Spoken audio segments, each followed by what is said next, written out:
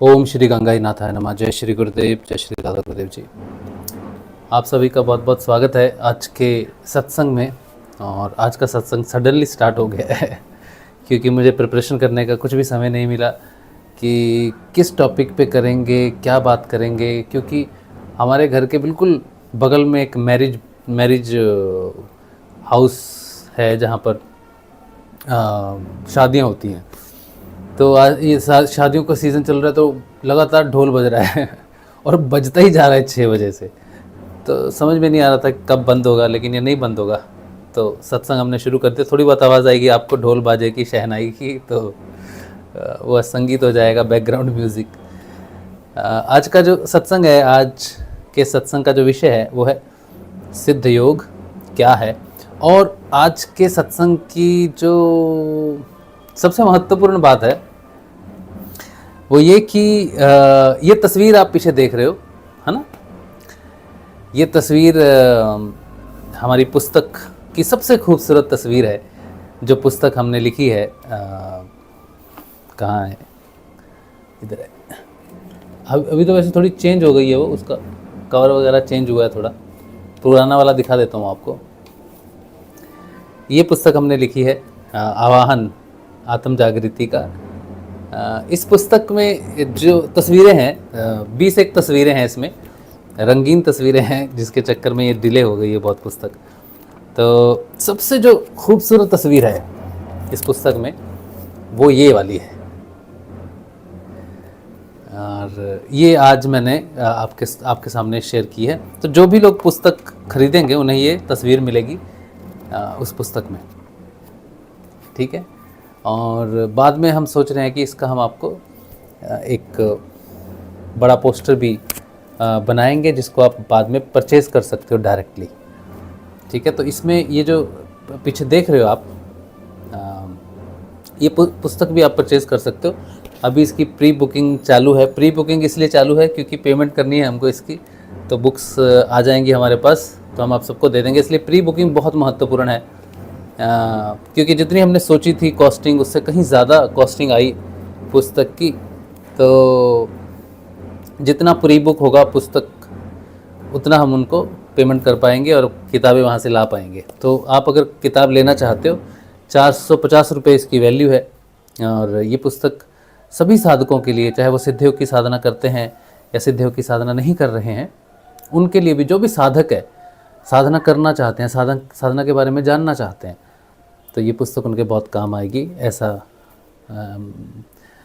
मैं एक्सपेक्ट करता हूँ कि ये पुस्तक अच्छी हो, आप सबके काम आए, ठीक है। तो all over India including courier charges ये आपको 450 रुपये की पड़ेगी ये पुस्तक, ठीक है। और इसमें ये वाली एक सबसे सुंदर तस्वीर आपको गुरुदेव की और सिद्ध योग का जो पूरा ट्री है वो मिलेगा। और ये तस्वीर मैंने पहली बार शेयर की है आज के सत्संग में।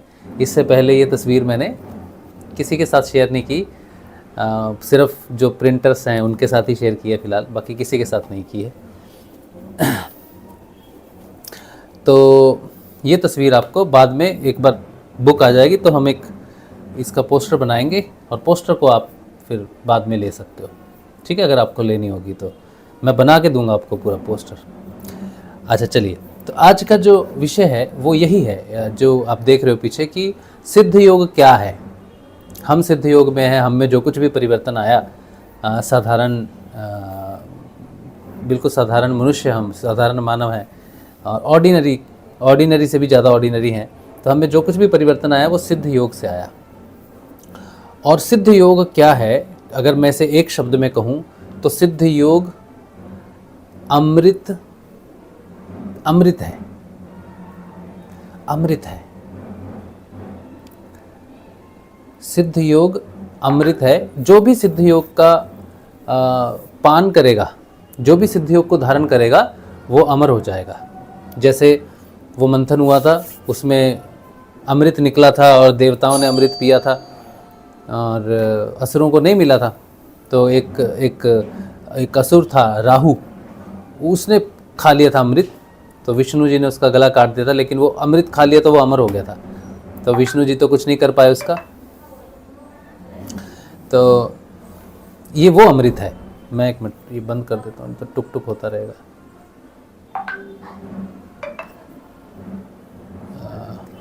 एक मिनट। ये सडनली मैंने शुरू कर दिया सत्संग, आज कोई प्लानिंग ही नहीं थी।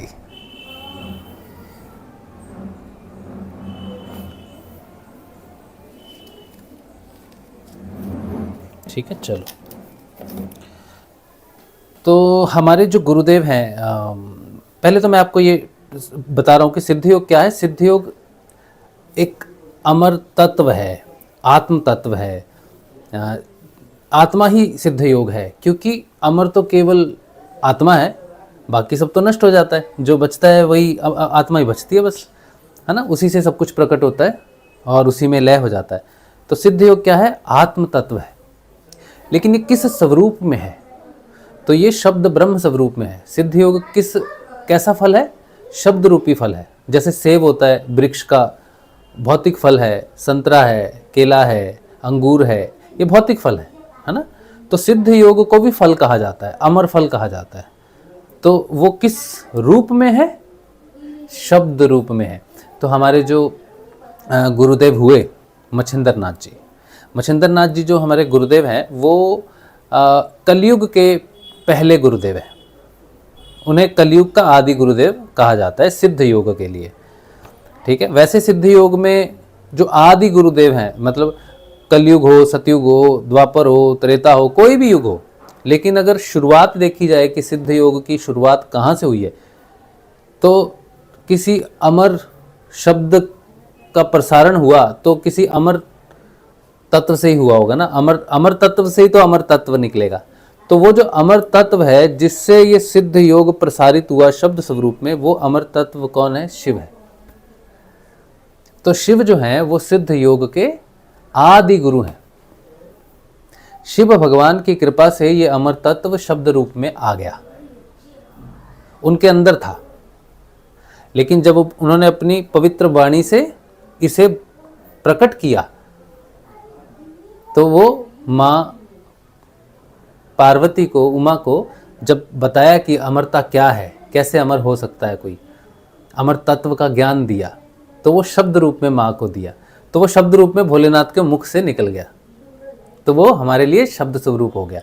तो जो हमारे जो कलयुग के जो आदि गुरुदेव हैं मच्छिंद्र नाथ जी, है ना, उनके बाद गोरखनाथ जी आए, तो उन्होंने इसको फिर डेफिनेशन दी, एक डिफाइन किया। किसी ने पूछा होगा कि भाई क्या है सिद्ध योग, तब उन्होंने कहा कि सिद्ध योग जो है वो वेद रूपी कल्प तरु का अमर फल है, और इसके सेवन से त्रिविध ताप शांत होते हैं।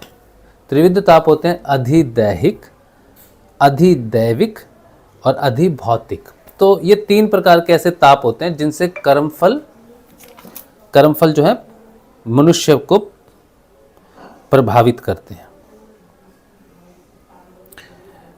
हम जो भी कर्मफल भोगते हैं मनुष्य शरीर में या किसी दूसरे शरीर में, वो इन तीनों में से कोई एक होगा।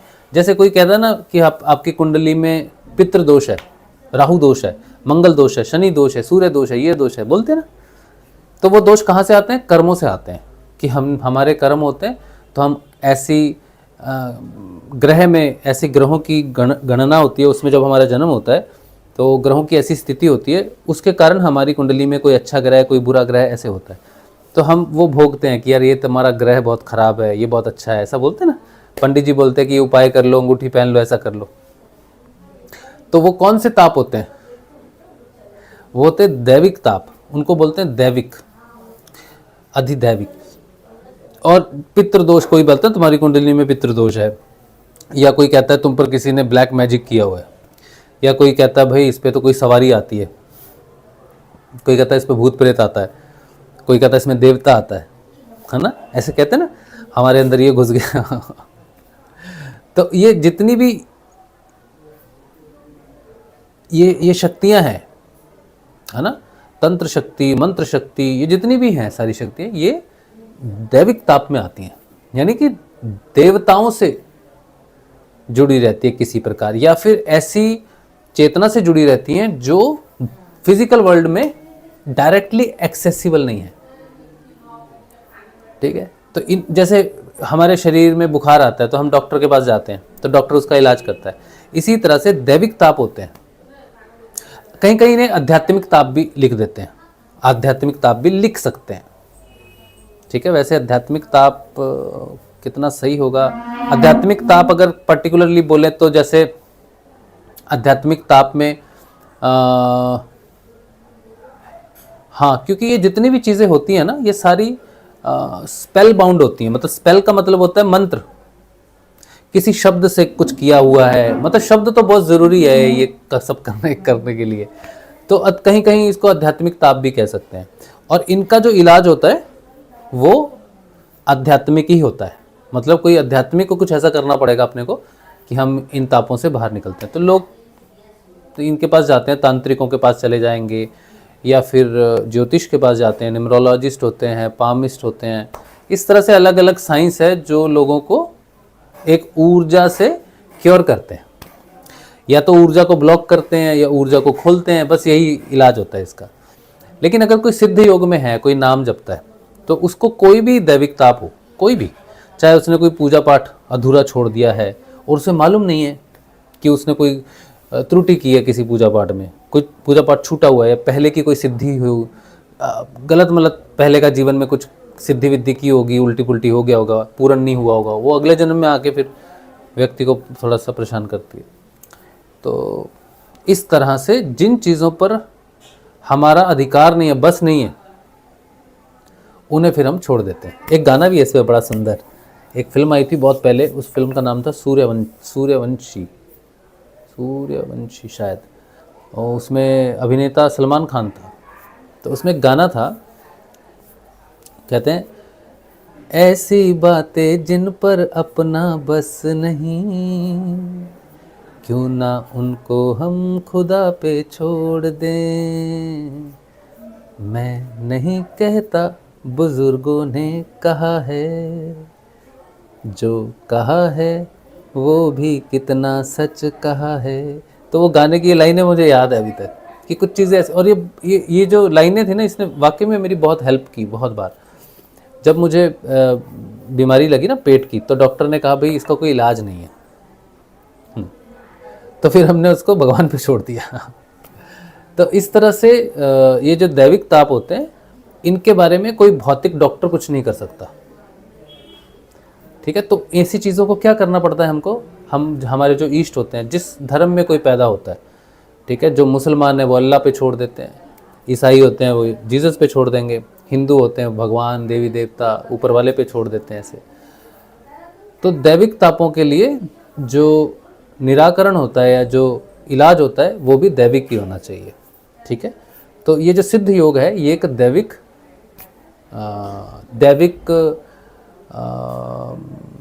टेक्निक है, दैविक विज्ञान है।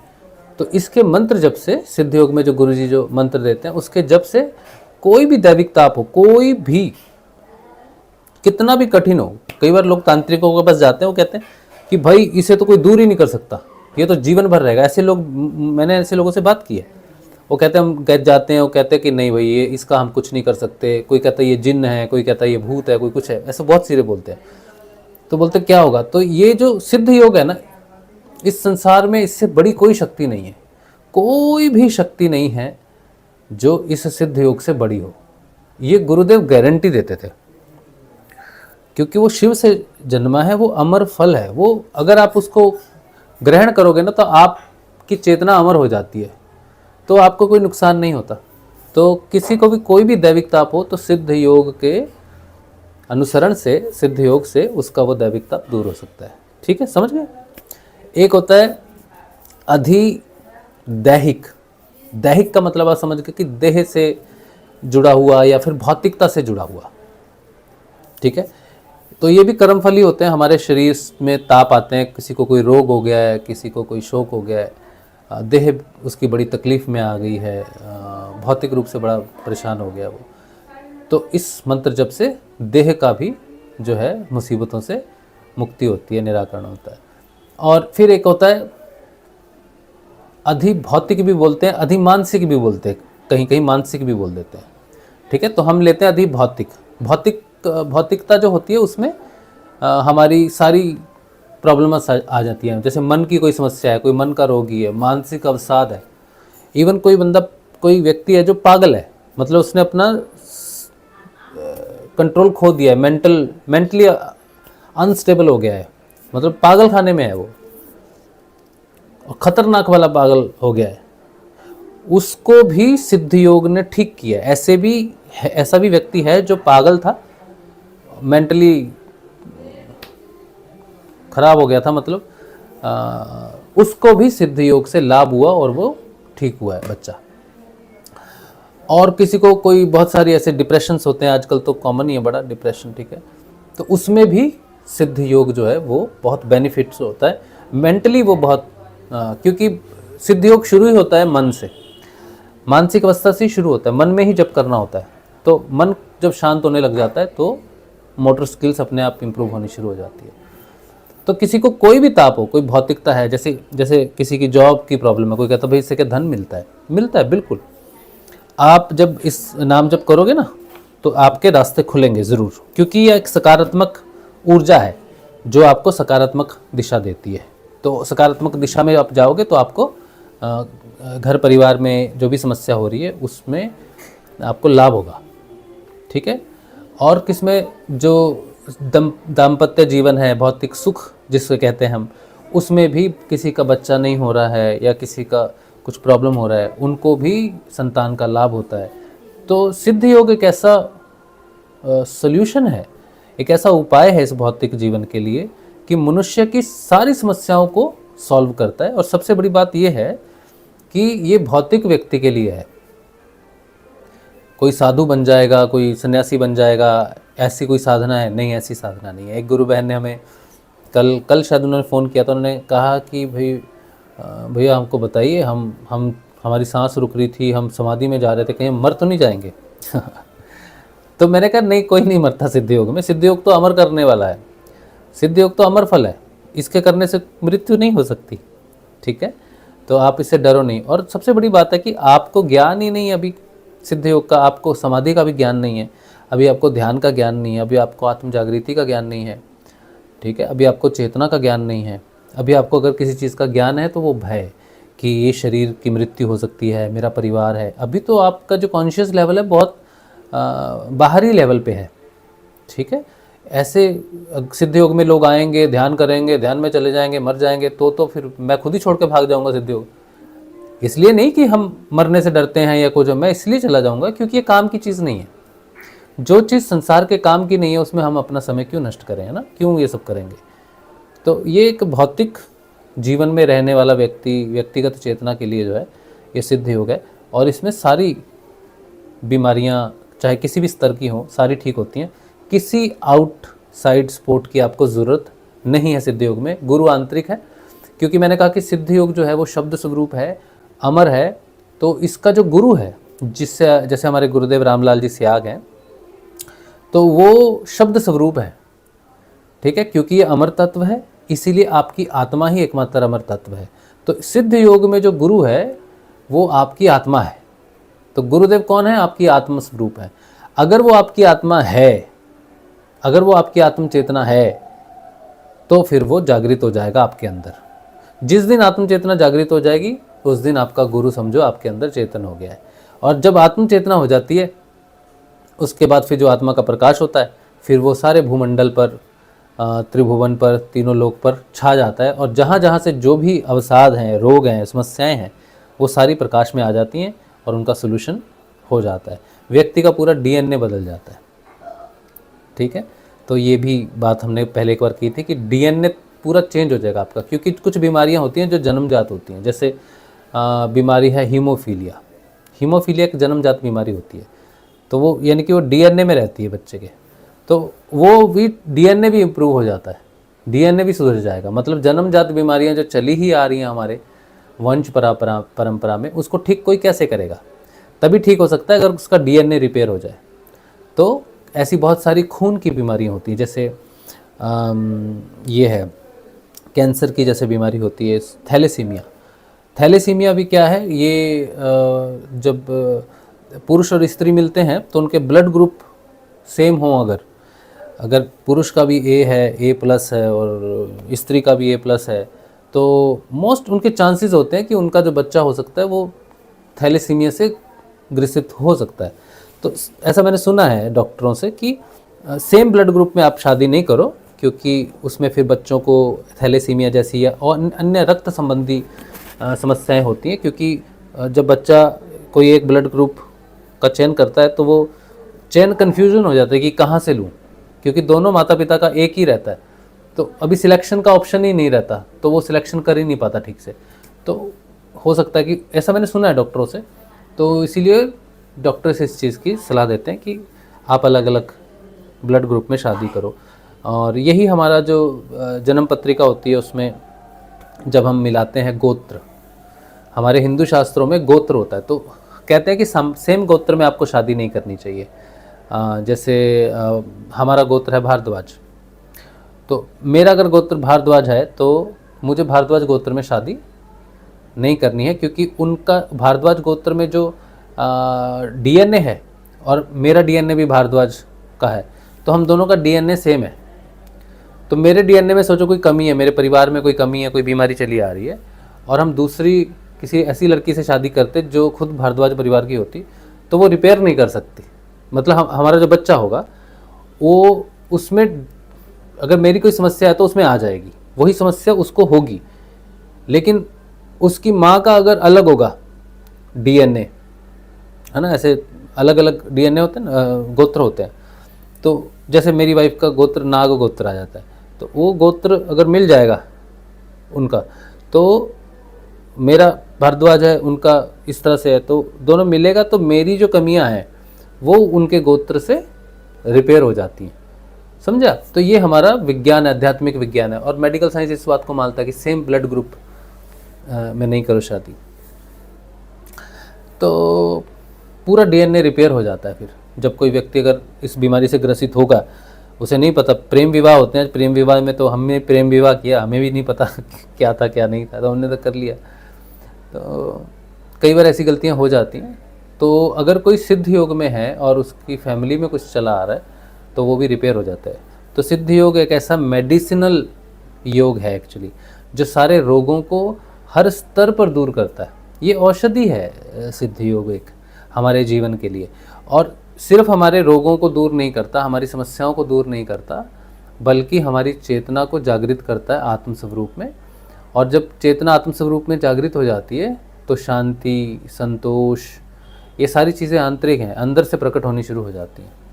तो बहुत सारी ऐसी चीज़ें हम करते हैं, बहुत सारी ऐसी चीज़ें हम देखते हैं, फॉलो करते हैं, तो हम उन चीज़ों को समझने लगते हैं। हमें लोगों की पहचान होने लग जाती है कि व्यक्ति कैसा है, हमें कैसे चलना चाहिए। तो बुद्धि प्रकाशित हो जाती है आत्मा के प्रकाश से। तो सिद्ध योग हमारे पूरे जीवन को प्रकाशित करता है। और सिद्ध योग की जो डेफिनेशन मैं आपको बोल रहा था कि सिद्ध योग जो है वो वेद रूपी कल्पतरु का अमर फल है। इसके सेवन से त्रिविध ताप दूर होते हैं, जो मैंने आपको बताया, और इससे संपूर्ण ज्ञान विज्ञान की प्राप्ति होती है। तो संपूर्ण ज्ञान विज्ञान का मतलब है कि आप जब अंदर से जागृत हो जाओगे तो माया पर जो ये अंधकार है, जो माया है, जो अज्ञानता है, जो हमें नहीं पता चलती, वो अंदर से प्रकाश होना शुरू हो जाता है और आपको स्वयं आंतरिक ज्ञान प्रकट होने लगता है। उस ज्ञान को आप बाहर नहीं ला सकते, लिख के या किसी को बोल के समझा के नहीं ला सकते। जो आंतरिक ज्ञान अंदर प्रकट होता है वो स्वयं की मुक्ति के लिए है। इसीलिए कहते हैं ना, ज्ञान मुक्तिदायक है। अगर ज्ञान मुक्तिदायक है तो एक को मिला ज्ञान दूसरे को दे देंगे, तो फिर सभी की मुक्ति हो जाएगी उस ज्ञान से ना। लेकिन समस्या यही है कि आंतरिक ज्ञान तुम्हारी ही मुक्ति के लिए है। तुम उसे जब बाहर बताने जाओगे किसी को, तो लोग नहीं ले पाएंगे उसको, क्योंकि जिस ज्ञान को हम किसी को देंगे वो पंच इंद्रियों से धारण करेगा, और पंच इंद्रियां पात्र नहीं होती ज्ञान को धारण करने के लिए। ज्ञान एक स्वयं एक प्रकाश है जो बुद्धि को भी प्रकाशित कर देता है। ठीक है, तो हम अंदर से प्रकाशित होते हैं, हम अंदर से इनलाइट होते हैं। तो हम अपनी इनलाइटनमेंट किसी को बोल कर नहीं दे सकते। अब आप इनलाइटनमेंट हो जाओगे तो आप लिखोगे किताब, तो आपकी किताब पढ़ के दूसरा व्यक्ति इनलाइट नहीं होगा। उसे जानकारी ज़रूर होगी कि इनलाइटनमेंट हो सकती है या किस तरह से उस रास्ते पर चला जा सकता है, लेकिन आप अपनी इनलाइटनमेंट किसी को दे नहीं सकते, आप अपना ज्ञान किसी को दे नहीं सकते। बस बता सकते हो कि ये चीज़ें ऐसी हैं, चीज़ें वैसी हैं, तो वो समझेंगे यार तुम्हें कैसे पता, तुमने कैसे जान लिया, है ना। तो वो आंतरिक है। तो संपूर्ण ज्ञान विज्ञान की जो प्राप्ति होगी आपको, वो भी अंदर सिद्ध योग से हो जाएगी। और लास्ट में इसके बारे में कहा है कि ये मोक्ष पद दिलाने वाला है। मोक्ष पद का लोग पूछते हैं कि मोक्ष क्या है, मोक्ष कैसे होता है, तो गुरु जी ने बताया है कि मोक्ष जो है वो जीते जी होता है व्यक्ति का। कोई व्यक्ति मर जाता है, उसके बाद हम सोचते हैं कि भगवान इसका मोक्ष हो जाए, है ना, प्रार्थना करते हैं ना, भगवान इनको अपनी चरणों में स्थान देना, इनको मोक्ष प्रदान करना, तो वो सब बेकार है। किसी के मरने के बाद ऐसी प्रार्थना करना कि इसको मोक्ष मिल जाए, वो बेतुकी चीज़ें हैं, अज्ञानता की निशानी है। तो किसी व्यक्ति को मोक्ष मिलेगा तो जीते जी मिलेगा। भौतिक मृत्यु से पहले मोक्ष कंफर्म हो जाता है जो व्यक्ति को मोक्ष मिलता है। तो मोक्ष क्या चीज़ है? मोक्ष जो है वो मन का क्षय हो गया, तो मन नहीं है तो किसी का फिर जन्म नहीं होता। कर्म भोग के लिए मन का होना आवश्यक है, लेकिन साधना से अंतिम जो समाधि घटती है उसको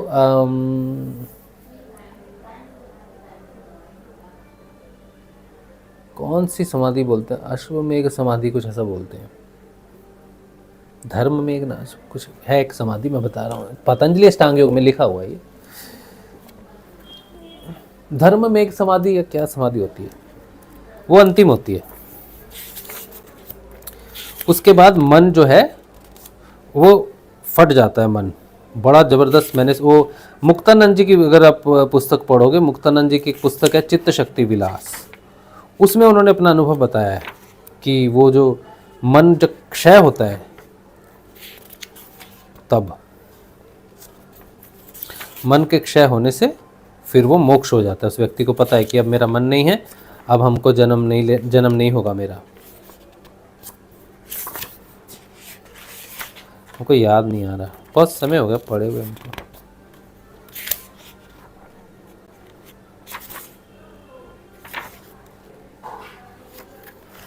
पता नहीं, आप पतंजलि में देखना, ठीक है। अभी मुझे तो नहीं मिलेगा, अभी मैं ढूंढने बैठूंगा तो भाई फिर तो हो गया।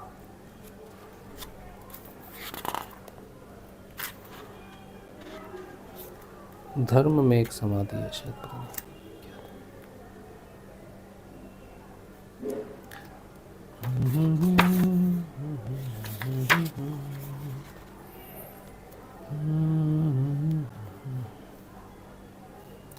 ठीक है, ढूंढ लेना आप।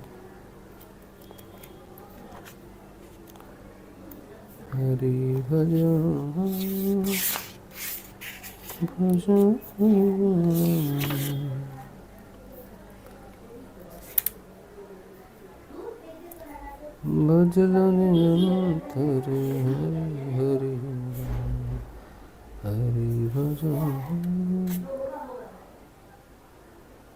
पता नहीं मिल रहा। तो वो समाधि होती है, उसमें फिर जीते जी आपको ये हो जाएगा, पता चल जाएगा, ठीक है। वो अंतिम समाधि है। तो व्यक्ति मोक्ष का मतलब है कि फिर आप जन्म और मृत्यु के चक्कर में नहीं पड़ते। वो अंतिम स्थिति है ये हमें नहीं मालूम। एक जगह हमने कहीं पढ़ा था, विवेकानंद जी के बारे में शायद कहीं लिखा था, कहते हैं उन्होंने मोक्ष को स्वीकार नहीं किया। कहते मुझे मोक्ष नहीं चाहिए। क्यों नहीं चाहिए? क्योंकि उनको अभी मानव जाति के उत्थान के लिए उस पेरीमीटर में रहना है, उस एरिया में रहना है जहाँ से वो हमारे साथ डायरेक्टली योगायोग कर सके, जोगाजोग कर सके, मतलब हमारे साथ थोड़ा संपर्क रख सके, मनुष्य के साथ संपर्क रख सके। तो वहाँ से कुछ चीज़ें ऐसी क्लियर हो सकती हैं कि मोक्ष का मतलब है कि आप ब्रह्मांड की परिधि से बाहर चले गए। आप इससे कोई लेना देना नहीं है आपका। दुनिया में कौन पैदा हो रहा है, मानव जाति का क्या उत्थान हो रहा है, क्या नहीं हो रहा है ना, उससे आपका कोई लेना देना नहीं, आप निकल गए। तो कुछ ऐसे संत हुए जिन्होंने मोक्ष को स्वीकार नहीं किया। उनके पास था कि आप निकल जाओ, हो गया आपका काम। उन्होंने कहा नहीं, हम संसार में जुड़े रहना चाहते हैं सूक्ष्म जगत से, तो सूक्ष्म जगत से हम सहायता करेंगे। जैसे विवेकानंद जी ने जब शरीर छोड़ा तो 1902-1903 में छोड़ा।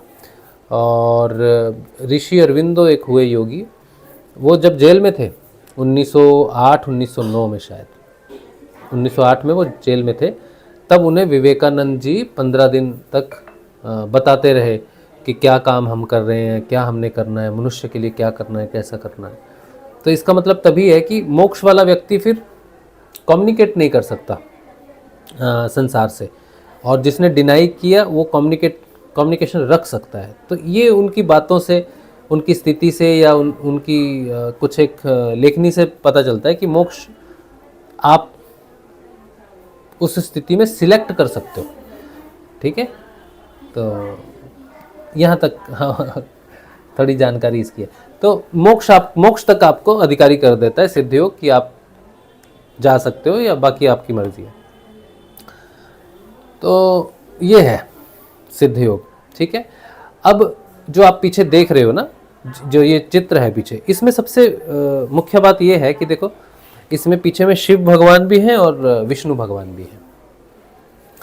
तो ये जो विष्णु भगवान है ना, इनकी जो ऊर्जा है जो अवतरित होती है, बार बार अवतार लेती है इनकी ऊर्जा।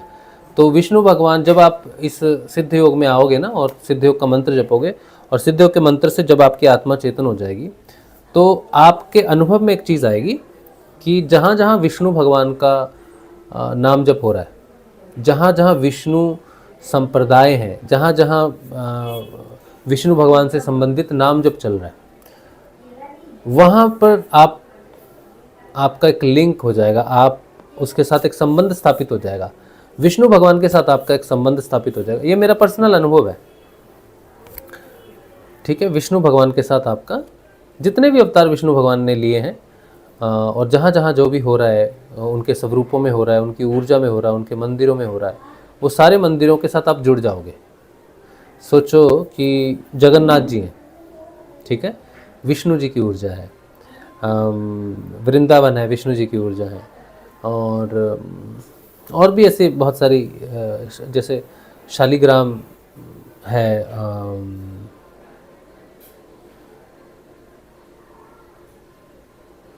बद्रीनाथ धाम। अगर आप सिद्ध योग में चेतन हो जाओ और बद्री धाम जाओ, मैं तो गया नहीं कभी, लेकिन गजब होगा गजब होगा, आपको लिटरली फील होगी वो ऊर्जा उधर बद्रीनाथ धाम। जहाँ जब आप विष्णु जी, जब आप ऐसे मंदिर की परिधि में चले जाओगे जहाँ विष्णु भगवान की पूजा होती है, तो जब विष्णु भगवान की पूजा होगी, विष्णु जगाते ना, घंटी बजाते हैं, शंख बजाते हैं, है ना, भगवान की आरती होती है। और अगर आप किसी कारण उस ऐसी जगह पहुंच जाओ जहाँ पर उनकी ऊर्जा है नाम जप की, उनके विष्णु भगवानों के नाम जप की, तो फिर बस वो विष्णु को जगा रहे हैं, क्योंकि विष्णु तो आपके अंदर चेतन हो गया आत्म स्वरूप में, और आपका पूरा शरीर विष्णु का मंदिर हो गया अब। हाँ, तब फिर आपके शरीर की जो स्थिति हो जाएगी, जो ध्यान की जो स्थिति हो जाएगी, तो आप देखोगे कि ये मुझे ही, जैसे वो एक सपेरा होता है, बीन बजाता है तो सांप नाचता है, वैसे ही जहाँ जहाँ विष्णु भगवान का नाम जपा जा रहा है, कृष्ण भगवान का नाम जपा जा रहा है, भोलेनाथ का नाम जपा जा रहा है, शक्ति का नाम, इसमें सारी ऊर्जा एक ही है वैसे तो, लेकिन खासकर मैंने जो फील किया है वो विष्णु भगवान की ऊर्जा से ज़्यादा संबंधित रहा। उसका कारण ये रहा कि जो मंत्र हम जो जपते हैं, जिस मंत्र, जो शब्द स्वरूप में हमें मंत्र मिला है सिद्ध योग में, वो कृष्ण भगवान और माता राधा के नाम से संयुक्त है। उसमें बीज भी है और उसमें नाम भी है। एक बार एक गुरु भाई ने पूछा कि मैं नाम कब जपूं, बीज, गुरु बहन ने पूछा शायद, मैं नाम कब जपूं और मंत्र कब जपूं। तो गुरुदेव जब मंत्र देते हैं, वो राधा कृष्ण का जो मंत्र है, उस मंत्र में दो चीज़ें हैं, एक उसमें नाम है और एक उसमें बीज है।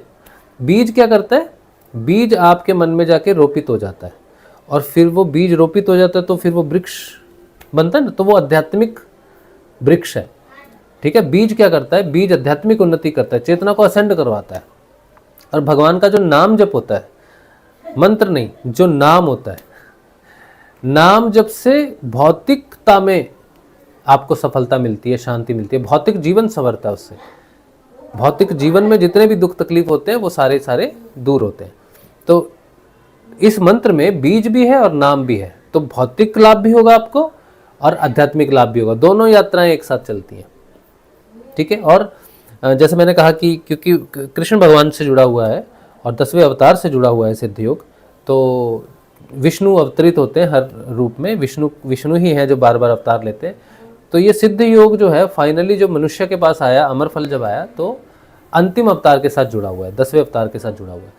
तो आप वो ऊर्जा को फील कर सकते हो, आपको पता चल जाएगा कि विष्णु जी ने विष्णु जी की ऊर्जा है सिद्ध योग में। अब बात ये आती है, सवाल ये आता है कि विष्णु जी की ऊर्जा है तो शिव से क्यों शुरू हुआ ये? लोग तो वैष्णविज्म कहते हैं कि एक अलग धारा है, कितनी तो लड़ाई होती है। वैष्णविज्म लोग कुछ विष्णु भगवान को मानते हैं, कुछ शिव भगवान को मानते हैं। एक बार मैं यहाँ पर एक इस्कॉन का एक मंदिर है, उस मंदिर का नाम है भूल जाता हूँ मैं, क्या नाम है,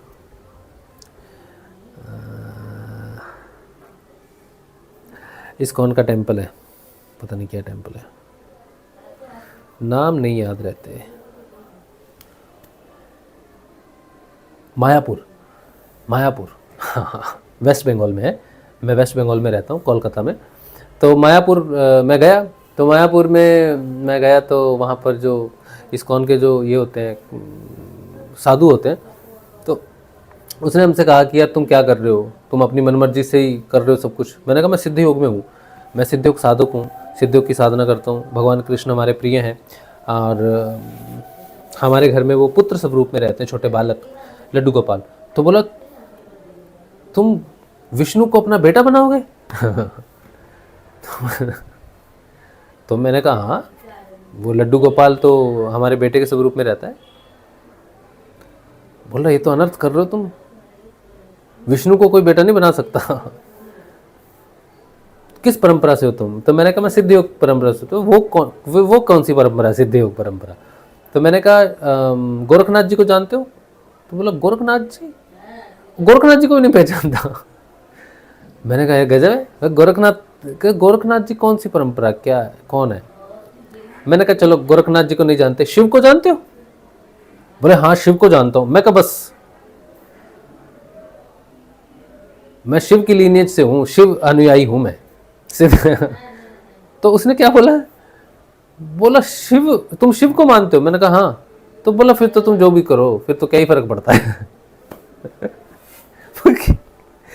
वो क्या मानते हैं कि शिव जो है ना अव्यवस्थित है।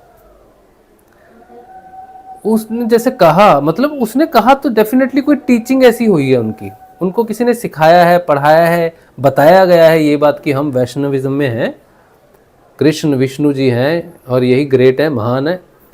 और शिव वाले तो उड़दंग है, वो तो उसके तो भूत प्रेत चेले हैं। तो मैं अगर शिव जी का चेला हूँ तो मैं उन्हीं में आ गया फिर, है ना। तो उन्होंने ऐसा मुझसे कहा कि फिर तुम शिव वाले हो तो तुम तो फिर कुछ भी कर सकते हो, तुम्हें रोकने वाला कौन है? तो अब आप ये देखो कि जो सिद्ध योग है ये ओरिजिनेट होता है शिव से। लेकिन जिस अमर तत्व की हम बात करते हैं कि शिव अगर अमर है तो वो किसी तत्व के कारण है। और जो अमरता है, जिसे हम आत्मा कह रहे हैं, जिसे हम विष्णु कह रहे हैं, कृष्ण कह रहे हैं, उसके रहने की जो जगह है, जिसमें वो रह सकता है, मतलब विष्णु जब जागृत हो जाएंगे तो कहाँ रहेंगे? तो वो सिर्फ और सिर्फ शिव में रह सकते हैं। विष्णु का जो स्थान है रहने का वो शिव है। शिव के बिना विष्णु को कोई कंटेन नहीं कर सकता।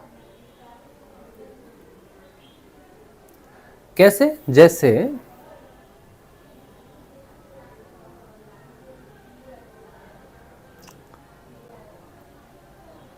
समझो कोई ऐसा पात्र है जो, जैसे हमने सुना है कि शेरनी का जो दूध होता है वो सिर्फ स्वर्ण के पात्र में ही ठीक रहता है। सब सुना है हमने, ठीक है। ये सच है कि नहीं है वो तो अलग बात है, लेकिन चलो मानते हैं कि सच है कि शेरनी का दूध सिर्फ सोने का, जो प्योर सोना होगा उसके पात्र में अगर रखोगे तो खराब नहीं होगा, लेकिन किसी दूसरे पात्र में रख दोगे तो वो खराब हो जाएगा, ठीक है। तो इसी तरह से विष्णु जो तत्व हैं वो किसी में रह सकते हैं, इनलाइट होकर अपनी पूर्ण अवस्था में रह सकते हैं, अपने तत्व स्वरूप में रह सकते हैं, तो वो शिव है। बिना शिव के विष्णु के रहने की कोई जगह ही नहीं है, समझो। और अगर विष्णु नहीं है तो शिव का कोई तात्पर्य ही नहीं है, शिव का कोई मतलब ही नहीं है, शिव का कोई प्रयोजन ही नहीं है। सोने का पात्र किस लाभ का अगर उसमें रखने लायक वो शेरनी का दूध ही नहीं है, तो वो पात्र भी क्या करेंगे हम लोग, है ना। हम लोग गिलास है, ये गिलास है किस लिए? पानी पीने के लिए, पानी नहीं है, या इसका जैसे भी सेवन होना होगा वो चीज़ नहीं है, तो इसका कोई तात्पर्य नहीं, इसका कोई महत्व नहीं रह जाता। तो शिव वो कंटेनर है, वो पात्रता है जिसमें विष्णु भगवान प्रकट होते हैं। तो ये दोनों के योग से चलने वाला है। जहाँ दोनों हैं वहीं ये योग सिद्ध हो सकता है। जहाँ भेद है विष्णुविज्म का या फिर शैविज्म का, वहाँ तो जय राम जी की है, फिर वहाँ कुछ नहीं हो सकता। तो ये जो हमारा सिद्ध योग है, ये भगवान शिव और विष्णु भगवान, नारायण और शिव के दोनों के योग से प्रसारित होता है। तो ये दोनों का योग है। सिद्ध योग क्या है? शिव का और नारायण का योग को दर्शाता है। दोनों एक ही हैं, समझे आप? आपके पास एक कॉइन है, उसका हेड है, टेल नहीं है, तो वो मार्केट में चलेगा नहीं। कहेंगे ये तो खोटा सिक्का है, लेके जाओ इसको। तो सिक्का वही चलेगा जिसका हेड और टेल दोनों होगा। तो सिद्ध योग में शिव पात्रता सिद्ध करते हैं और तब जाके आपके अंदर विष्णु भगवान आत्म रूप से चेतन हो सकते हैं। तो आपका आत्म रूप से चेतन होने के लिए, आपका कृष्ण, नारायण या विष्णु होने के लिए पहले आपका शिव होना अति अनिवार्य है।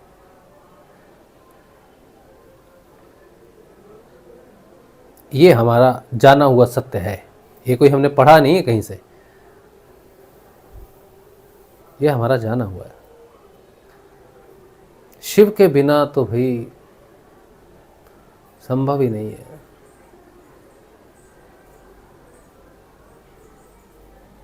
गुरुर ब्रह्मा गुरुर विष्णु गुरुर्देवो महेश्वरा, गुरु साक्षात परम ब्रह्म तस्मै श्री गुरुवे नमः। तो जो गुरु आपको मिलेंगे ना, जो हमारे गुरुदेव रामलाल जी सियाग, वो शिव तत्व है, विष्णु तत्व है, ब्रह्म तत्व है, पर ब्रह्म है वो।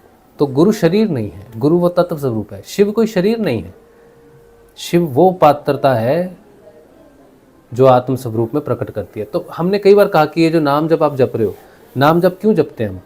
गुरुदेव कहते हैं नाम ही है भाई, नाम ही चाबी है। लेकिन किस लिए है नाम चाबी? अब गुरुजी ने सोचो दीक्षा दी, मैंने दीक्षा ली गुरुजी से 2014 में, है ना? किसी ने ली होगी 2012 में, किसी ने 10 में, किसी ने 1990 में भी दीक्षा ली है। लेकिन सभी नाम जो जप रहे हैं, किसी ने 2019 में ली होगी, 20 में ली होगी, किसी ने 25 में ली होगी, किसी ने आज ही लेनी है दीक्षा, इस वीडियो को देख के बोलेगा मुझे दीक्षा लेनी है, तो वो कहेगा तो नाम तो सभी को मिल रहा है जपने के लिए। गुरुजी जो मंत्र दे रहे हैं सिद्ध योग का, जो अमरफल दे रहे हैं, वो तो सभी को दे रहे हैं। तो फिर सभी चेतन क्यों नहीं हो रहे? गुरुदेव के इतने शिष्य हैं, अगर आप कहो कि जितनों को दिया है गुरुदेव ने सब चेतन हो गए क्या? अभी हमारी एक मुलाकात हुई थी, हमारे एक बहुत ही प्रिय मित्र नए, पता नहीं हमें मित्र मानते कि नहीं, हम तो उन्हें मित्र ही मानते हैं तो वो एक बड़े अधिकारी हैं पुलिस डिपार्टमेंट में, उनसे हमारी मुलाकात हुई। तो उन्होंने हमसे कहा कि देख, तेरे पास जो है ना वो पुराने जन्म का है, तूने कुछ किया तो है नहीं इस जन्म में। मैंने नहीं कहा उनको, मैंने कुछ नहीं किया इस जन्म में, तो मैंने पता नहीं कैसे हो गया ये। तो उन्होंने मुझसे कहा कि तुम्हारे पुराने कर्मों का कुछ ऐसा कुछ तपस्या की हुई है जिसके कारण तुम्हें तुम्हारे गुरुजी से अनायास ही वो चीज़ मिल गई है। मैं कहा ये तो सही बात है कि अनायास मुझे मिल गई है, ठीक है। और उनका प्रश्न ये था और उनका डाउट भी ये था कि तुम्हें मिली है तो ज़रूरी नहीं है कि दूसरे को भी मिले या मुझे भी मिले। मैं उनको कह रहा था कि आप आओ सिद्ध योग में तो उन्होंने कहा ज़रूरी नहीं है कि तुझे मिल गया मुझे भी मिल जाए, तेरा कुछ है पुराना जिसकी वजह से तुझे मिल गया बड़ी आसानी से। हम तो कई लोगों को तो चप्पलें घिस जाएंगी, जीवन घिस जाएगा, नहीं मिलेगा उनको। तो ये बात उन्होंने कही थी और ये बात सही है उनकी, लेकिन ये सही नहीं है कि मेरा कोई पुराने जन्म होगा या मैंने उसका किया हो इसलिए। मैं इस बात पे सहमत नहीं हूँ, लेकिन इस बात पे सहमत हूँ कि गुरु कृपा से मिलता है। और कैसे मिलेगा गुरु कृपा से? अगर मंत्र हम सभी जप रहे हैं तो वो क्या करेगा मंत्र? जो मंत्र जपता जपता पहले शिव हो जाएगा, मैंने पहले पात्र होगा धारण करने के लिए विष्णु को, शिव के बिना तो धारण नहीं होगा। तो जिसमें वो पात्रता आ जाएगी नाम जप से, क्योंकि सिद्ध योग भगवान शिव से ही प्रकट हुआ है, वो शब्द रूप है ना, जो भगवान ने वेद रूपी शब्द प्रकट किया है, शिव ने किया है। तो उस शब्द को जपते जपते जो शिव की तरफ मुख हो जाएगा, जिसका जो शिव के समान होने के लिए तैयार हो जाएगा। मैं ये नहीं कह रहा कि पूर्ण शिव हो गया, कोई जागृति से पहले पूर्ण शिव हो गया, नहीं। मैं भगवान शिव को पात्रता के साथ जोड़ रहा हूँ कि अगर इस संसार में कोई पात्र है, इस ब्रह्मांड में कोई पात्र है, तो वो भगवान शिव है। भगवान शिव सब कुछ धारण कर सकते हैं। वो विष भी धारण कर सकते हैं, इसीलिए वो अमृत भी धारण कर सकते हैं। उन्होंने गंगा जी को भी धारण किया है, उन्होंने जटाएं भी धारण की है, उन्होंने भस्म भी धारण की है, उन्होंने सब कुछ धारण किया है। भगवान शिव सब कुछ धारण कर सकते हैं क्योंकि वो पात्र है। तो किसी मनुष्य को जागृत होना आत्म रूप से, तो उसको पात्र होना अति आवश्यक है। शिव की कृपा मान लो, चलो इसको, शिव भगवान की कृपा के बिना कुछ नहीं हो सकता। तो ये जो मंत्र है जो शिव से प्रकट हुआ है, सिद्ध योग शिव से प्रकट हुआ, ये आपको शिव की पात्रता दिलाएगा, पहले शिव जैसा बनाएगा आपको। और जिस दिन आप इस नाम को जपते हुए पात्र हो गए, उसी दिन नारायण प्रकट हो जाएंगे आपके शरीर में, उसी दिन आत्म जागृति हो जाएगी। ये सिद्ध योग है, ये सत्य है, ये हमारा जाना हुआ है, मैंने अनुभव किया हुआ है इसको।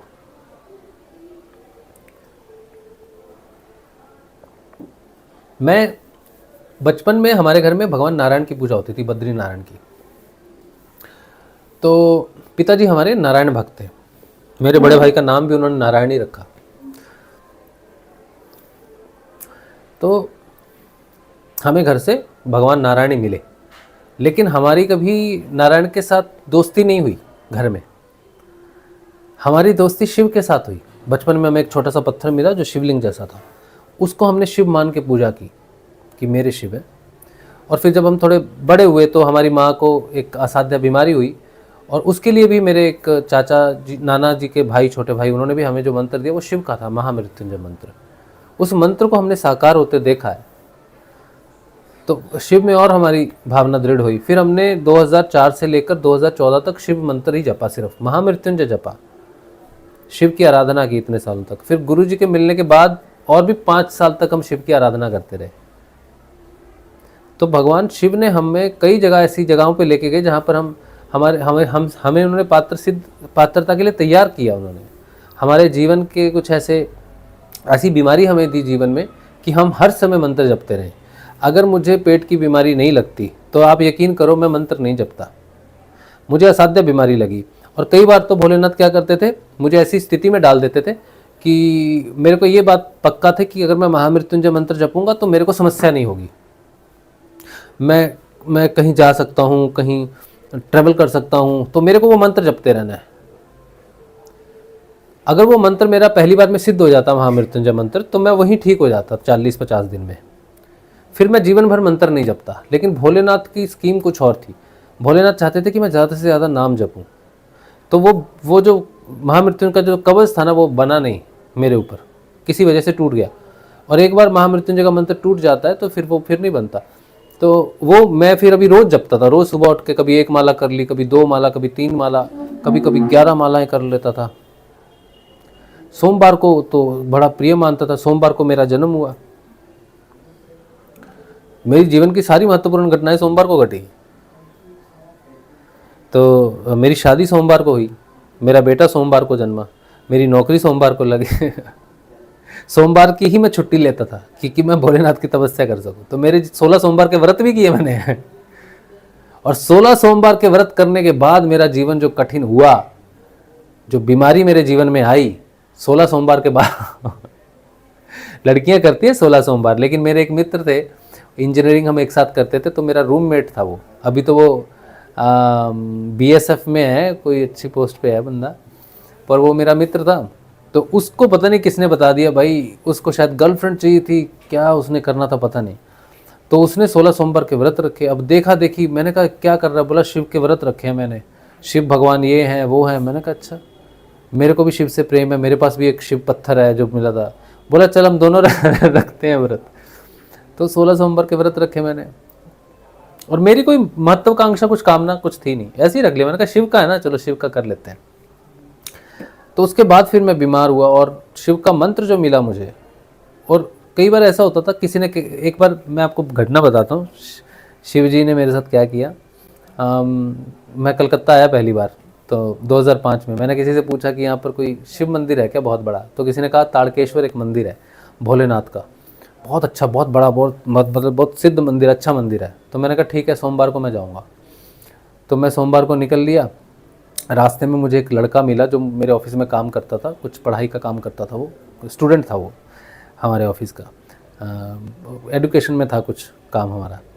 तो वो मुझे मिला, मुझे हावड़ा स्टेशन पे। बोला कहाँ जा रहा है? मैंने कहा ताड़केश्वर जा रहा हूँ। बोला यार क्या बात है, बड़ा ज़बरदस्त भक्त है भोलेनाथ का।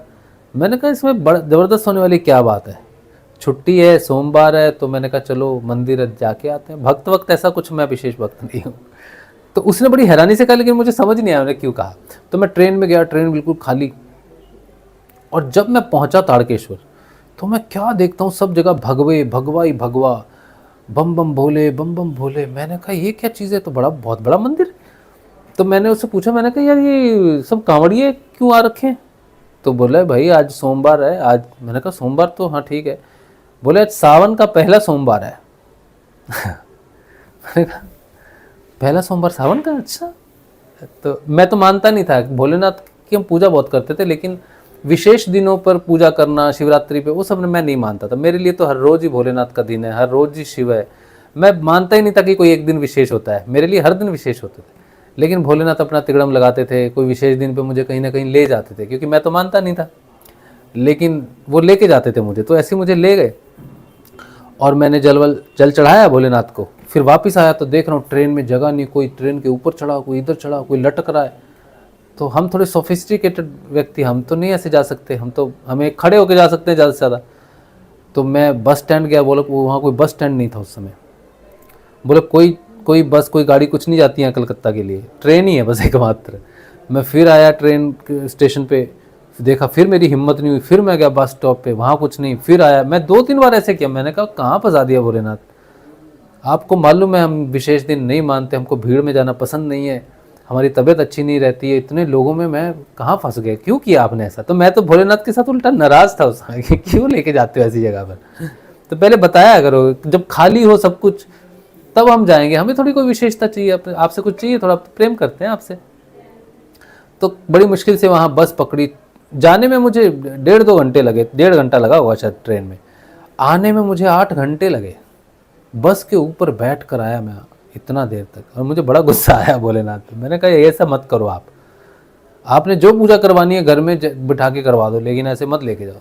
तो वो हमारे साथ हमसे इतना प्रेम करते भोलेनाथ। तो हमसे फिर एक बार हम ऑफिस के लिए जा रहे थे, तो ऑफिस रात भर की बस थी, तो हम सो नहीं सकते थे। सोने के बाद हमेशा हमको पेट हमारा ख़राब होता, तो हम सीधा बाथरूम ही जाएंगे पहले। तो मैं कहा मैं सो तो सकता नहीं, गाड़ी चल रही है। तो मैं रात भर भोलेनाथ का नाम जपता रहा। इस तरह से पता नहीं कितनी नाइट्स ऐसी गई, कितना समय ऐसा गया, कितनी यात्राएं मैं करता था, और मुझे लगता था मैं अगर नाम जपता रहूँगा तो मैं सेफ रहूँगा। मैंने 10 साल भोलेनाथ का ऐसे नाम जपा। उस बीमारी के कारण भोलेनाथ ने मुझे अपना नाम जपाया।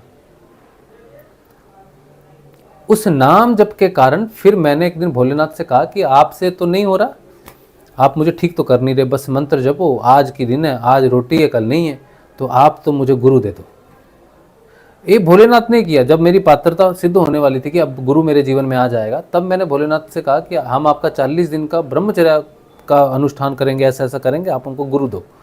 तब भोलेनाथ की कृपा से हमें गुरुदेव रामलाल जी सियाग मिले, और गुरुदेव के मंत्र जपते ही पहले दिन ही हमारा देहपात हो गया। हम पीछे ऐसे गिर गए थे, लेटे रहे 15 मिनट। बहुत साल बाद हमें पता चला कि जब पहली क्रिया अगर किसी को देहपात की होती है कुंडलिनी जागरण के बाद, तो वो शिव की अनुकंपा है, शिव की कृपा होती है उस व्यक्ति पर।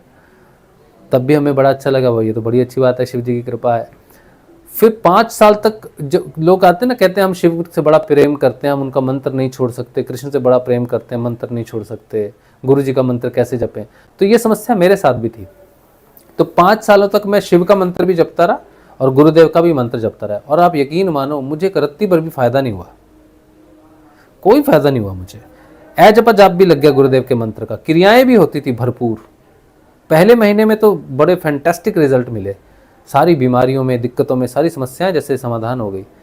लेकिन फिर वो तो शक्ति दिखाई गुरुदेव ने कि शक्ति है इसमें, मेरा भाव दृढ़ हो गया, मंत्र जपा मैंने बहुत। लेकिन क्योंकि मैं शिव का मंत्र भी जप रहा हूँ, और भी हनुमान जी का भी जपता था, गणेश जी का भी जपता था, तो 5 वर्षों तक मुझे समझ नहीं आया कि गुरु मिल तो गया है हमें, लेकिन गुरु मिला है तो करना क्या है हमको। 2019 में जाके इतनी परिस्थितियां खराब कर दी इस दैविक शक्ति ने कि फिर हमें सिर्फ गुरु का मार्ग चुनना पड़ा। तब हमने गुरु का मंत्र जपा, तब हमारा पहली बार ध्यान लगा। तो अगर कोई मुझे ये कहे कि तुम्हें बड़ी आसानी से मिल गया है, तो मेरा जीवन बड़ा डिफ़िकल्ट रहा है। 2001 से लेकर आज 2025 है। मैं अपने आप को कैद मानता हूँ, मैं कैद हूँ। मैं अपनी इच्छा से कहीं जा नहीं सकता। घूमना चाहता हूँ, नहीं जा सकता कहीं भी, बाहर निकल ही नहीं सकता। मैं अपनी इच्छा से बाहर निकल नहीं सकता। एक किताब छपानी है मुझे 3 महीने हो गए मैं उसके पीछे पड़ा हुआ हूँ। जा ही नहीं पाता मैं कहीं, घूम ही नहीं पाता, ऐसी रिसर्च नहीं कर पाता, बहुत कुछ नहीं कर पाता। तो जो काम 1 हफ्ते में हो सकता है उसके लिए मेरे 10 हफ्ते लग जाते हैं। घर से बाहर निकलती मेरी आंखें चढ़ जाती हैं ऊपर, नशा हो जाता है मुझे। और मेरे हृदय, मैं कहीं किसी से मिलने जाता हूँ, कहीं स्कूल वाले बुला लेते हैं कि बच्चे का पेरेंट्स मीटिंग में है, पेरेंट टीचर मीटिंग है, तो मैं वहाँ जाता हूँ। मुझे लगता है कि अगर 15 मिनट से ज़्यादा इन्होंने मुझे रोका तो मैं कैसे रुकूंगा। तो वहाँ जाता हूँ, मेरी हृदय गति तेज हो जाती है। मैं कहीं भी चला जाता हूँ, अपने घर से बाहर चला जाता हूँ, मेरी अलग अवस्था हो जाती है। मेरा ध्यान, मेरा वो सब, मैं घर में रहता हूँ तो मैं ध्यान में ही एक तरह से रहता हूँ, एक तरह की ऊर्जा में रहता हूँ। लेकिन बाहर निकलते ही मैं कॉन्शियस हो जाता हूँ। तो मैं बाहर निकलता नहीं हो जाता, बहुत कम जाता हूँ मैं बाहर। तो मैं ये मानता हूँ कि थोड़ा तो, एक तो ध्यान के कारण भी मैं थोड़ा सा अभी प्राइवेसी में हूँ, और वैसे भी बीमारियों की वजह से भी मैं अपनी ही चेतना में कैद हूँ। तो कोई एक सर ने कहा मुझसे कि तुम्हें बड़ी सहज रूप से मिल गया है। तो मैं दिखता हूँ ऐसा कि मैं कोई श्रृंगार नहीं किया, या कोई टीका बिंदी कुछ नहीं लगाया, या कोई भगवा नहीं पहनते हम। ये तो वैसे ही पहना हुआ, ये तो गिफ्टेड है ये भगवा नहीं है, ये जैकेट है। तो लेकिन जो जीवन मेरा रहा ना, जिस परिवार में मैंने जन्म लिया, जो स्ट्रगल मैंने किया, 2001 से लेकर 25 हो गया, बहुत डिफ़िकल्ट जीवन है। तो हो सकता है कि उसके कारण मैंने जो मंत्र जपा अपने आप को ठीक रखने के लिए, वो मंत्र से हुआ, ठीक है। और गुरुदेव के मंत्र ने उस गति को तीव्र कर दिया बहुत। तब जाके जो है 2019 में हमारा पहली बार ध्यान लगा, और तब हमारा जन्म हुआ 2019 में। दूसरा जीवन जिसे बोलते हैं, असली जीवन 2019 में शुरू हुआ, जब हमने स्वयं को जानना शुरू किया। लेकिन आज भी इतने 6 साल हो गए, ध्यान लग रहा है, लेकिन आज भी दूसरे हमें कंट्रोल कर लेते हैं। हम पूर्ण रूप से स्वतंत्र नहीं हैं, दूसरे व्यक्ति कंट्रोल कर लेते हैं। मतलब सोचो किसी व्यक्ति ने कोई ऐसा काम किया और हमें गुस्सा आ गया, तो मुझे गुस्सा आ गया किसी दूसरे की वजह से, इसका मतलब है किसी दूसरे व्यक्ति ने मुझे कंट्रोल किया। मेरी जो शांति है, जनरली मैं शांत रहता हूँ, जनरली मैं बुरा नहीं मानता किसी भी चीज़ का, या फिर किसी से गुस्सा नहीं होता, या कुछ भी ऐसा नहीं है। लेकिन कई बार कुछ लोग हैं जो मुझे गुस्सा दिला देते हैं, मतलब एकदम से मैं भूल जाता हूँ कि मैं कौन हूँ, क्या हूँ। तो वो चेतना, जब तक वो पूर्ण रूप से 100% आप उस चेतना में नहीं आ जाते कि कोई कुछ भी करे, कुछ भी बोले, कितना भी बेहुदा हरकत क्यों ना करे कोई, लेकिन आप शांत रहो। आप ये बात को समझो कि ईश्वर की इच्छा से सब कुछ होता है। तो आज 6 साल के ध्यान के बाद भी, इतने सत्संग करने के बाद भी मुझे कोई व्यक्ति गुस्सा दिला सकता है। खास करके एक व्यक्ति है हमारे घर में मेरा भाई नहीं, मेरा भाई भी पहले दिलाता था, लेकिन है हमारे परिवार में ही है तो आज मैंने गुस्सा किया बहुत समय के बाद। और जब मैंने गुस्सा हो गया, तो उसके बाद तो पता चल जाता है, बस्ट हो गया ना, बैलून फट गया तो फट गया, है ना। वो तो आपको पता है भाई, अब फिर से फुलाओ इसको हवा भर के, है ना। तो किसी ने तो फोड़ दिया बैलून। तो जब वो हुआ, उसके बाद फिर इम्प्रूवमेंट बहुत होती है। जब आपके जीवन में ये घटनाएं घटती हैं और आप स्वयं को देखते हो, तो आप डेफिनेटली उतना ऊंचा उठ भी जाते हो चेतना के हिसाब से, कि नेक्स्ट टाइम जो है उतना ना हो। तो जितने आपके विरोधी होंगे, या ऐसे लोग होंगे जो घर में आप साधना करने जाओगे तो आपको बोलेंगे यार क्या ही गुरु है तुम्हारा, तुम कौन हो, क्या कर रहे हो, मतलब कट्टर दुश्मन हो जाते हैं। अपने माता पिता, अपने भाई बहन, पति पत्नी, बच्चे जबरदस्त विरोध करेंगे तुम्हारा, और तुम उन्हें लाख समझाने की कोशिश करो, वो नहीं समझेंगे। फिर क्या होगा, मन मुटाव शुरू होगा। हर बार तुम ध्यान में बैठोगे या नाम जपोगे या गुरुदेव की फोटो होगी, गुरुदेव की फोटो बाहर निकाल के भी फेंक देते हैं कुछ लोग तो। मेरे साथ तो ऐसा नहीं होता, लेकिन मैं बोल रहा हूँ कि ऐसी स्थितियां तुम्हें मिलेंगी, लेकिन ये सारी स्थितियां हमारी भलाई के लिए। सिद्ध योग में जितना कठिन जीवन तुम्हारा घर के अंदर होगा, उतना ही तुम्हें ज़्यादा लाभ होगा। मेरे घर में मेरी पत्नी भी ध्यान करती है, मेरा बेटा भी ध्यान करता है, मैं भी ध्यान करता हूँ। मेरे घर में कोई विरोध नहीं है, ठीक है। लेकिन हमारे दूर के रिश्तेदार हैं, मेरी पत्नी की तरफ से दूर के रिश्तेदार हैं, जो कभी कभी बात जिनसे होती है, संपर्क होता है, तो उनकी बात मैं कर रहा हूँ। तो मुझे आज गुस्सा आ गया उस बात पर, लेकिन फिर मैंने सोचा यार, बड़ा डीपली वो स्वाध्याय होता है, बड़ा डीपली। मैंने सोचा कमाल है यार, वो व्यक्ति बिल्कुल भी साधना के विषय में नहीं जानता, या फिर, लेकिन उसकी चेतना मतलब कैसी है कि उसने कैसा झटका दिया मुझे।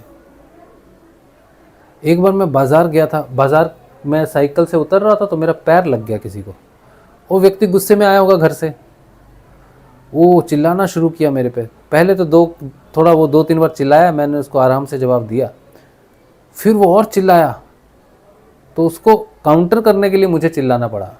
और जब मैं उस पर चिल्लाया, उसी वक्त वो बैलून बस्ट होता है चेतना का। तो उसी समय मैंने रियलाइज़ किया, यार मैं चिल्ला रहा हूँ। तो ऐसा हमें पता चलता है जब हम किसी ऐसी स्थिति में अचानक पड़ जाते हैं जहाँ पर हम अपनी चेतना की स्थिति से बाहर आ जाते हैं झटके से। माया करती है ये सब कुछ। तो वो आपके रिलेशनशिप में कोई हो सकता है, आपके बंधु में हो सकता है, रास्ते पे कोई अजनबी हो सकता है, जो आपको शांति से उधेड़ के लेके आ जाता है बाहर। वैसे जो मैं अपने विषय में बात करता हूँ, क्योंकि मैं तो स्वयं को जानता हूँ ना, तो अभी तक तो बहुत इम्प्रूवमेंट है, बहुत इम्प्रूवमेंट है। लेकिन आज जो घटना घटी, ये बहुत समय बाद घटी। बहुत समय बाद मुझे गुस्सा आया और मैंने अपना आपा खो दिया। मतलब हाथ पैर ही तो नहीं होती, मतलब बात करके चिल्ला दिया या कुछ कर दिया। तो ये धीरे धीरे बदलाव होते हैं, और ये साक्षात्कार है आपका। इसी तरह से आपके अंदर वासनाएं बढ़ती हैं। वासना को साक्षात्कार करना पड़ता है, क्या गलत है, पाप पुण्य। लोग कहते हैं ना, यार ये मत खाओ, वो मत खाओ, पाप पुण्य। साधक के लिए साक्षात्कार सबसे बड़ी चीज़ होती है। और माया बड़ी शक्तिशाली होती है। वो एक नहीं तो दूसरे तरीके से आपको गिरा देगी नीचे। तो हमेशा इस भाव में रहना चाहिए कि जैसे ही आप रियलाइज़ करो कि यार ये तो मैं फंस गया, या मैंने अपनी चेतना की स्थिति को खो दिया, तब वापस रियलाइज़ करो, वापस अपने आप को उस लेवल पे लेके आओ, और धीरे धीरे चेतना के साथ ये चीज़ें आपके साथ होती रहेंगी। तो सिद्ध योग में आत्म जागृति के बाद ये सेल्फ रियलाइजेशन होती है, तब जाके आंतरिक शांति स्थिर होती है, तब जाके सच्ची शांति स्थिर हो पाती है। व्यक्तिगत चेतना उसको स्थिर होने नहीं देती। संतोष को, शांति, संतोष में बहुत सारी चीज़ें होंगी जहाँ पर आपको लगेगा कि यार मेरे पास इतनी चीज़ें पर्याप्त नहीं है। जैसे मैं आपको बता रहा हूँ, मेरे को जो मिला गुरुदेव से, जो ये आध्यात्मिक धन है, ये बहुत रेयर है। एक्चुअली रेयर मतलब बहुत रेयर है आध्यात्मिक धन। ये सत्संग बहुत रेयर है, इसकी कोई कीमत नहीं लगा सकता संसार में। लेकिन भौतिकता में जब हमें आध्यात्मिक धन मिलता है, तो ज़रूरी नहीं है कि भौतिक धन में हमारी संतुष्टि हो जाए। अब जैसे मुझे पुस्तक लिखनी है, पुस्तक छपानी है अपनी, ठीक है, तो पुस्तक छपानी है, तो मैं देख रहा हूँ खर्चा है, इधर है, उधर है, इधर है, फिर हमको बहुत कुछ करना पड़ता उसके लिए, और वो हमको अच्छा नहीं लगता।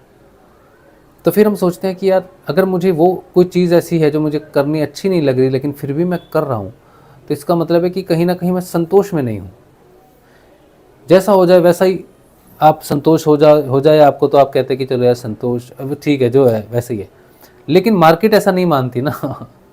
अब मैं मार्केट वाले से कहूँ, भाई देख ये 100 रुपये की चीज़ है, 50 में तू संतोष कर ले, तो वो तो कहेगा दिमाग खराब है तुम्हारा, 100 की चीज़ में 50 में क्यों संतोष करूँगा, 100 लेके आओ, नहीं तो भागो यहाँ से। तो मैं संतोष कैसे कर सकता हूँ उस चीज़ में कि 50 में ही हो जाएगा, संतोष कर लो, 50 में मिल ही नहीं दी वो चीज़। तो इस तरह से कई बार भौतिक जीवन में ऐसी चीज़ें आ जाती हैं जहाँ पर आपको लगता है कि नहीं, आप आध्यात्मिक उन्नति तो अलग चलती है और भौतिक उन्नति की स्पीड कई बार अलग रहती है। तो कई बार हम गुरुजी से बोलते हैं कि गुरुजी आपने मुझे जो धन दिया, ये आध्यात्मिक धन दिया, ये इतना दुर्लभ है।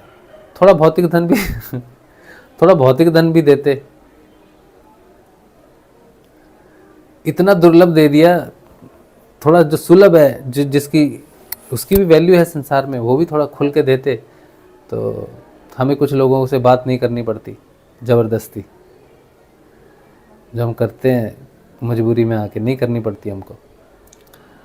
लेकिन वो भी फिर साधना का ही हिस्सा होता है किसी भी तरह से।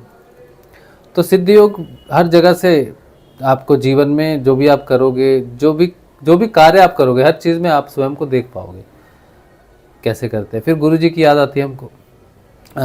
गुरु जी के पास भी धन नहीं था हमारे गुरु जी के पास इतनी आध्यात्मिक धन है कि गुरुदेव सारी संसार को चेतन कर सकते हैं।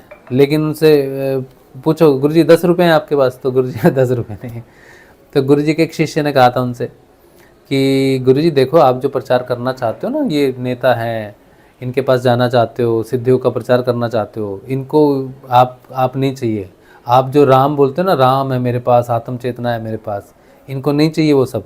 इनको पैसा चाहिए, इनको आप पैसे दे दो, देखो आपका प्रचार करेंगे ये लोग। तो गुरुदेव कहते थे भाई पैसे तो नहीं है मेरे पास, चवन्नी नहीं है मेरे पास, तो मेरे पास तो राम है। तो उनके शिष्य ने कहा था राम की ज़रूरत नहीं है इनको। तो गुरुदेव ने यही कहा था, भाई पैसा तो मेरे पास नहीं है, मेरे कपड़े भी मेरी संस्था देती है मेरे को। तो बात है, ठीक है। तो सिद्ध योग में आप आओ, सभी आओ। सिद्ध योग आपके लिए पथ प्रदर्शित जरूर करेगा, ठीक है। आपके जीवन की समस्याओं को, मेरी जीवन की समस्याओं का समाधान हुआ। ऐसा मत मानना कि मैं बहुत गरीब हूँ, इतना भी नहीं। खाना पीना तो चल ही रहा है हमारा। लेकिन कई बार ऐसी चीज़ें होती है कि आपको किसी दूसरे पर डिपेंड होना पड़ता है। तो आप किसी पर डिपेंड ना हो, ऐसी स्थिति हो तो व्यक्ति संतोष में रह सकता है। नहीं तो भौतिकता जो है वो थोड़े से हिचकोले मारती रहती है कि भाई ये करो। फिर हम कुछ ना कुछ करते हैं, फिर हम बच्चों को पढ़ाते हैं, 5-6 बच्चों को पढ़ाते हैं। वो ईगो है एक्चुअली, और कुछ नहीं है, हमारी ईगो है। हाँ। लेकिन आज ये प्रश्न मैं इसलिए भी ले रहा हूँ क्योंकि आज मुझे किसी ने पूछा था कि आत्म साक्षात्कार के बाद सारे कर्मों के बीज नष्ट हो जाते हैं क्या? तो मैंने कहा था नहीं, आत्म साक्षात्कार के बाद सारे बीज नष्ट नहीं होते। आत्म जागृति के बाद तो यात्रा शुरू होती है साक्षात्कार की, उसके बाद तो प्रकाश होना शुरू होता है, उसके बाद तो पता चलता है हमें क्या कमियां हैं, कहाँ कहाँ कमियां हैं। तब धीरे धीरे धीरे धीरे व्यक्ति स्थिर होता है, शांत होता है, धीरे धीरे होता है, साक्षात्कार से होता है, थपेड़े खा के होता है, बदनामी से होता है, अपमान से होता है। व्यक्तिगत चेतना इतनी जल्दी थोड़ी मरती है। जैसे जैसे व्यक्तिगत चेतना शून्य होगी वैसे वैसे आत्म चेतना ऊपर होगी। तो ये व्यक्तिगत चेतना जैसे जैसे मरेगी ना, वैसे वैसे आप व्यक्तिगत चेतना का मरना बड़ा मुश्किल होता है कि मैं कौन हूँ, मेरी क्या इज्जत है, मैं कौन, मतलब मैं कौन हूँ संसार में। राग है, द्वेष है, ईगो है, लोभ है, मोह है, माया है, बहुत कुछ है। वो व्यक्तिगत चेतना है। और जब वो एक एक करके मरती है तो ऐसा लगता है मैं मर रहा हूं। ठीक है। तो मैं का मरना ही आत्मा का पूर्ण चेतना की तरफ जाना है। तो ये सिद्ध योग आपको आत्म चेतना देगा, आत्म जागृति देगा, जरूर देगा। और आप इस सिद्ध योग में आओ, कोई चमत्कार के लिए मत आओ, ठीक है। चमत्कार, अध्यात्म में कोई चमत्कार नहीं है।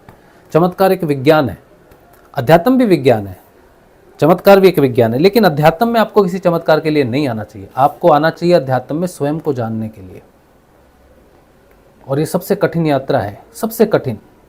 और इसके लिए बुद्धि की ज़रूरत नहीं है, स्पेशल होने की ज़रूरत नहीं है, विशेष परिवार में पैदा हुए, विशेष देश में, विशेष जाति में पैदा हुए, कोई ज़रूरत नहीं, आप कोई भी हो सकते हो। इसके लिए केवल समर्पण गुरु के प्रति। ठीक है, चलिए। उम्मीद है कि सिद्ध योग की थोड़ी सी जानकारी हमने आपको दी होगी। एक बार पहले की बात है, बहुत समय पहले की बात है, तो हमने, हमारा एक चैनल था, उसका नाम था सिद्ध योग को जानिए, या नो सिद्ध योग, ऐसा कुछ लिखा था इंग्लिश में। तो एक व्यक्ति ने हमें फ़ोन किया, वो पुराना साधक था कोई, मैं नया था उस समय, नया था मतलब 6 साल हुए थे, लेकिन चेतना तो हमें 5 साल बाद आई। तो तब हमने एक चैनल बनाया, उसका लिखा नो गुरु सियाग सिद्ध योगा, मतलब गुरु सियाग सिद्ध योग को जानिए। तो उसने मुझे फ़ोन किया, तो बोले ये क्या चैनल का नाम रखा है तुमने? मैंने कहा सिद्ध योग को जानिए। बोले तू जानता है? सिद्ध योग क्या है? तो मैंने कहा तो गारंटी ले रहा है कि जो सिद्ध योग तुझे पूर्ण सब जानकारी है सिद्ध योग में क्या हो, क्या जो तूने चैनल का नाम दे दिया, नो सिद्ध योगा, नो गुरु से आग सिद्ध योगा, तो क्या जानता है सिद्ध योग के बारे में? तो मैंने कहा हाँ कुछ तो नहीं जानता। तो बोला चैनल का नाम चेंज करो। तो मैंने कहा ठीक है सर, मैं चैनल का नाम चेंज कर देता हूँ। तो मैंने फिर चैनल का नाम चेंज किया, मैंने लिखा our journey with Guru Siyag, our journey with गुरु सियाग सिद्ध योग, ऐसा कुछ लिखा था, हमारी यात्रा गुरुदेव के साथ। वो चैनल फिर बाद में बंद करवा दिया उन्होंने। तो आज लेकिन देखो मैं लिख रहा हूँ कि सिद्ध योग क्या है। 6 वर्ष पहले एक व्यक्ति पुराने साधक ने मुझे फ़ोन करके डांटा था, तू कौन है सिद्ध योग जी बताएगा लोगों को, तेरे को पता है? और मैंने अपने चैनल का नाम बदल दिया था। लेकिन आज मैं खुलेआम बोल रहा हूँ सिद्ध योग क्या है। मैं ये भी बोल सकता हूँ गुरु सियाग सिद्ध योग क्या है, आ जाओ बात करो। तो ये जो यात्रा हमारी रही गुरु सियाग सिद्ध योग में, जो गुरुदेव ने हमें ध्यान दिया ना, ध्यान के माध्यम से जो हमें अंदर जानकारी हुई, किताबों में तो गुरुदेव की पुस्तक भी है, ये सिद्ध योग पुस्तक है गुरुदेव की, लेकिन ये हमने पूरी नहीं पढ़ी। लेकिन हमें अंदर से जो मिल रहा है, अंदर से जो योग दे रहा है हमें, जो जानकारी हमें अंदर से हो रही है, उससे बड़ी जानकारी तो कुछ भी नहीं है। और गुरु जी का एक स्पीच उसमें कहते हैं, गुरुदेव कहते हैं मैं शरीर रूपी ग्रंथ पढ़ना सिखाता हूं तुमको, ये शरीर ही तुम्हारा ग्रंथ है, इसे पढ़ना सिखाऊंगा, क्योंकि मैंने अपने गुरु से इसे ही पढ़ना सीखा। और जो मंत्र मैं तुमको दूंगा, जिसका तुम जाप करोगे, तुम्हारा शरीर पढ़ना सिखाऊंगा मैं। तो ये जो आज मैं लिख रहा हूं खुलेआम, सिद्ध योग क्या है, या सिद्ध योग के ऊपर में जो सत्संग होता है इतना सारा, ये सारा इस शरीर के अंदर से जानकारी के लिए हो रहा है। मैंने अपना क्रोध देखा, मुझे पता चला, मैंने अपना क्रोध को देखा, मैंने देखा कि मैं पूर्ण संयम में नहीं हूं, है ना। मैं देखता हूं कि मैं पूर्ण संतोष में जानता हूं संतोष, आंतरिक संतोष क्या है। लेकिन वो स्थिर नहीं है, 24 आवर्स नहीं है। कोई ना कोई स्थिति भौतिक जीवन में ऐसी प्रकट हो जाती है जो मेरे संतोष को डिस्टर्ब करती है, शांति को डिस्टर्ब कर देती है। तो यात्रा चल रही है, साक्षात्कार की यात्रा चल रही है। और जब तक वो पूर्ण रूप से स्थिर नहीं होती, हर परिस्थिति से गुजरती हुई, तब तक पूर्णता दूर है। तो सिद्ध योग में आत्म जागृति के बाद असली यात्रा शुरू होती है, असली जीवन शुरू होता है। और वो फिर पूर्णता तक व्यक्तिगत चेतना का शून्य होना और आत्म चेतना का पूर्ण रूप से प्रतिष्ठित होना, यही सिद्ध योग की यात्रा है। यही जीवन यहीं से शुरू होता है असली। ठीक है, चलिए। तो अभी हम आपके प्रश्न लेंगे, अगर कुछ हैं तो। बहुत लंबा हो गया तो सत्संग। चलिए, तो प्रश्न क्या है? जय श्री गुरुदेव आप सभी को। हमें तो 7 गना टालते हैं। पूर्णिमा राम क्या लिख रहे हैं? हम तो 7 गणा टालते हैं। अब किस विषय में? पहले कोई हमारी बात हो रही होगी शायद, है ना। भाई कलकत्ता में कहाँ रहते? मैं कलकत्ता में ही रहता हूँ। मैं कलकत्ता में ही रहता हूँ, साउथ कलकत्ता। आप तो कलकत्ता से नहीं हो तो कैसे जानोगे? जय राठौर कह रहे भाई हमारे अंदर नारायण प्रकट हो गए हैं, वो कैसे पता चलेगा? क्या अनुभव होते हैं कि नारायण प्रकट हो? ध्यान लग जाएगा आपका, इंद्रियातीत ध्यान लग जाएगा आपका, आप प्राण तक चेतन हो जाओगे। जो व्यक्ति शरीर, जिसकी चेतना शरीर से प्राण तक चेतन हो जाती है, समझो नारायण प्रकट हो गया। बिना नारायण के आप जा ही नहीं सकते उधर।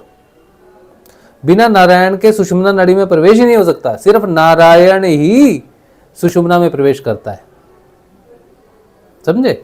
आत्मा जो है ना, वो नारायण है, वो जगेगी तो वो सुषुम्ना में जाएगी, और सुषुम्ना ही है जो आज्ञा चक्र पे जाके योग इंद्रियातीत होती है। ईड़ा पिंगला इंद्रियातीत नहीं है, सुषुम्ना इंद्रियातीत है। ईड़ा पिंगला वहां जाके खत्म हो जाता काम उसका। ठीक है, चलो, तो ध्यान लगेगा इंद्रियातीत, पता चल जाएगा आपको। शिव रूप हम हो गए हैं, वो कैसे पता चलेगा? आत्म जागृति हो जाएगी। जिसकी आत्म जागृति हो जाएगी वो पात्र हो गया। और नारायण और शिव एक साथ ही कंफर्म हो जाएगा कि अगर आप चेतन हो गए हो तो मतलब आप पात्र हो गए हो, और साथ ही साथ आप नारायण का भी अंश आप में प्रकट हो गया है। एक ही साथ पता चलेगा, दोनों घटनाएं एक साथ घटेंगी। इधर हुए शिव, उधर नारायण जागे, इधर हुए पात्र, इधर आत्मा जागी। कहने का मतलब ये, गुरु जी कहते हैं ये आंखें बंद वो खुली।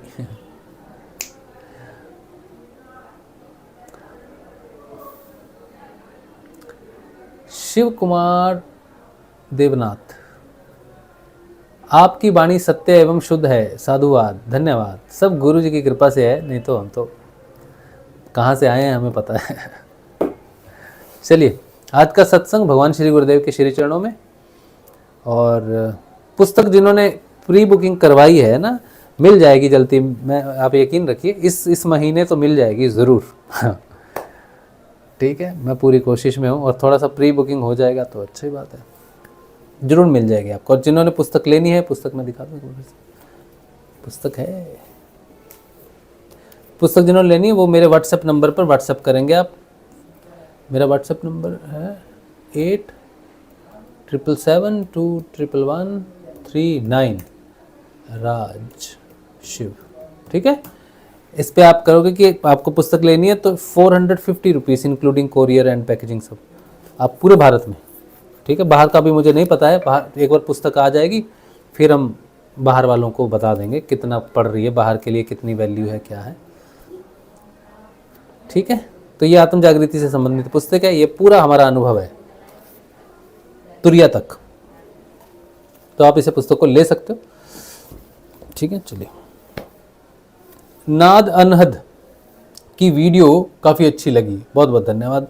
बहुत सारे वीडियोस हैं, नाद पर हैं, एज अ जाप पर हैं, आत्म जागृति पर है। आप जो भी आपको विषय चाहिए आप उस पर लिखना हिंदी में, तो ज़्यादातर नाम हिंदी में है वीडियोस के, तो सर्च करोगे तो उसमें बहुत सारे वीडियोस आएंगे। उम्मीद है कि आपको दिशा मिलेगी उससे। चलिए, तो ज़रूर, ठीक। चलिए, आज का जो सत्संग है भगवान श्री गुरुदेव के श्री चरणों में रखते हैं। कल मिलते हैं, कल के ध्यान में, कल के सत्संग में। जय श्री गुरुदेव जी।